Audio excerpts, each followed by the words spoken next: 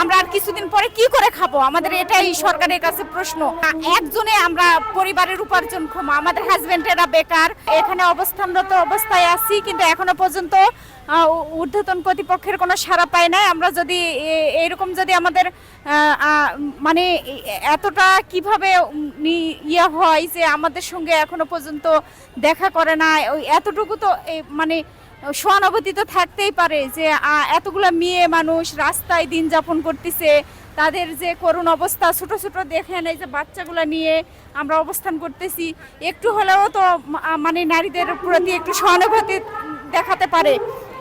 কিন্তু সেটা না দেখিয়ে এভাবে আমাদের রাস্তায় দিন রাত এক করে আমরা শুয়ে আছি। আমাদের এখনো পর্যন্ত কোনো সারা শব্দ আমরা পাইনি। আমরা যদি না সারা শব্দ পাই, এভাবে আমরা অবস্থানরত অবস্থায় থাকবো। আর কারণ আমাদের আর কয়েকদিন আছে চাকরি, তারপরে তো আমরা নিরুপায়, আমরা অনেকে আছি এখানে। আমাদের হচ্ছে ধরেন একজনে আমরা পরিবারের উপার্জন ক্ষম, আমাদের হাজবেন্ডেরা বেকার, তারপরে অনেকে আছি আমরা স্বামী পরিত্যক্তা, তারপরে অনেকে আছি অসুস্থ।